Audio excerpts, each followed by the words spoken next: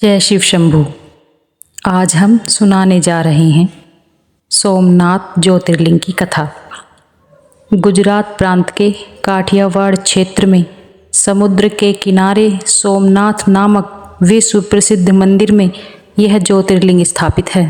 शिव पुराण के अनुसार सोमनाथ ज्योतिर्लिंग भगवान शिव का प्रथम ज्योतिर्लिंग है। पुराणों में सोमनाथ ज्योतिर्लिंग की स्थापना से संबंधित कथा इस प्रकार है। जब प्रजापति दक्ष ने अपनी सभी 27 पुत्रियों का विवाह चंद्रमा के साथ कर दिया तो वे बहुत प्रसन्न हुए। पत्नी के रूप में दक्ष कन्याओं को प्राप्त कर चंद्रमा बहुत शोभित हुए और दक्ष कन्याएं भी अपने स्वामी के रूप में चंद्रमा को प्राप्त कर सभी कन्याएं भी इस विवाह से प्रसन्न थीं। चंद्रमा की उन 27 पत्नियों में रोहिणी उन्हें सबसे ज़्यादा प्रिय थी, जिसको वे विशेष आदर और प्रेम करते थे।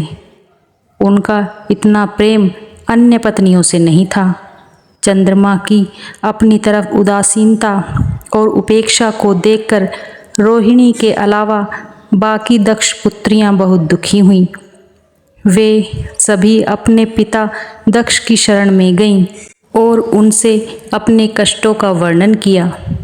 अपनी पुत्रियों की व्यथा और चंद्रमा के दुर्व्यवहार को सुनकर दक्ष भी बड़े दुखी हुए। उन्होंने चंद्रमा से भेंट की और शांतिपूर्वक कहा, कलानिधे, तुमने निर्मल व पवित्र कुल में जन्म लिया है, फिर भी तुम अपनी पत्नियों के साथ भेदभावपूर्ण व्यवहार करते हो। तुम्हारे आश्रय में रहने वाली जितनी भी स्त्रियां हैं, उनके प्रति तुम्हारे मन में प्रेम कम और अधिक ऐसा सौतेला व्यवहार क्यों है?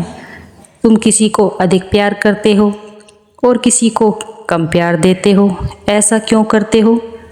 अब तक जो व्यवहार किया है वह ठीक नहीं है, फिर अब आगे ऐसा दुर्व्यवहार तुम्हें नहीं करना चाहिए।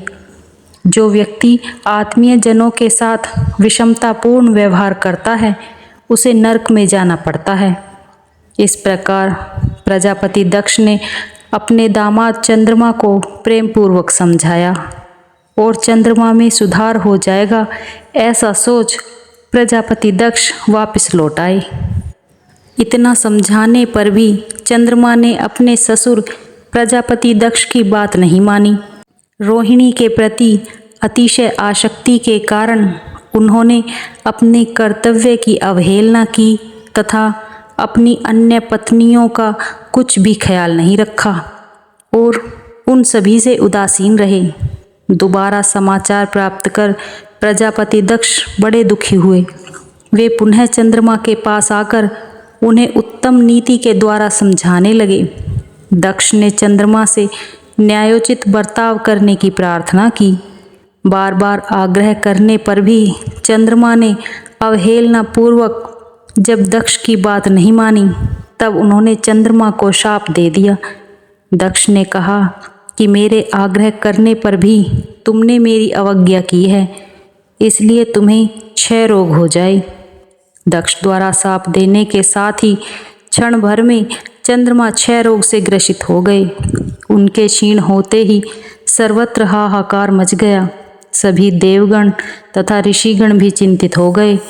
परेशान चंद्रमा ने अपनी अस्वस्थता तथा उसके कारणों की सूचना इंद्र आदि देवताओं तथा ऋषियों को दी। उसके बाद उनकी सहायता के लिए इंद्र आदि देवता तथा वशिष्ठ आदि ऋषिगण ब्रह्मा जी की शरण में गए। ब्रह्मा जी ने उनसे कहा कि जो घटना हो गई है उसे तो भुगतना ही है, क्योंकि दक्ष के निश्चय को पलटा नहीं जा सकता। उसके बाद ब्रह्मा जी ने उन देवताओं को एक उत्तम उपाय बताया। ब्रह्मा जी ने कहा कि चंद्रमा देवताओं के साथ कल्याणकारक शुभ प्रभास क्षेत्र में चले जाएं। वहाँ पर विधि पूर्वक शुभ मृत्युंजय मंत्र का अनुष्ठान करते हुए श्रद्धा पूर्वक भगवान शिव की आराधना करें। अपने सामने शिवलिंग की स्थापना करके प्रतिदिन कठिन तपस्या करें। इनकी आराधना और तपस्या से जब भगवान भोलेनाथ प्रसन्न हो जाएंगे तो वे इन्हें 6 रोग से मुक्त कर देंगे। पितामह ब्रह्मा जी की आज्ञा से देवताओं और ऋषियों के संरक्षण में चंद्रमा देवमंडल सहित प्रभास क्षेत्र में पहुंच गए। वहां चंद्रदेव ने मृत्युंजय भगवान की अर्चना वंदना और अनुष्ठान प्रारंभ किया। वे मृत्युंजय मंत्र का जप तथा भगवान शिव की उपासना में तल्लीन हो गए। ब्रह्मा की ही आज्ञा के अनुसार चंद्रमा ने 6 महीने तक निरंतर तपस्या की और वृषभ ध्वज का पूजन किया। 10 करोड़ मृत्युंजय मंत्र का जप तथा ध्यान करते हुए चंद्रमा स्थिर चित्त से वहां निरंतर खड़े रहे। उनकी तपस्या से भक्त वत्सल भगवान शंकर प्रसन्न हो गए। उन्होंने चंद्रमा से कहा, चंद्रदेव तुम्हारा कल्याण हो। तुम जिसके लिए यह कठोर तप कर रहे हो उस अपनी अभिलाषा को बताओ। मैं तुम्हारी इच्छा के अनुसार तुम्हें उत्तम वर प्रदान करूंगा। चंद्रमा ने प्रार्थना करते हुए विनयपूर्वक कहा, देवेश्वर आप मेरे सब अपराधों को क्षमा करें और मेरे शरीर के इस 6 रोग को दूर कर दें। भगवान शिव ने तपस्या से प्रसन्न होकर चंद्रदेव से वर मांगने के लिए कहा।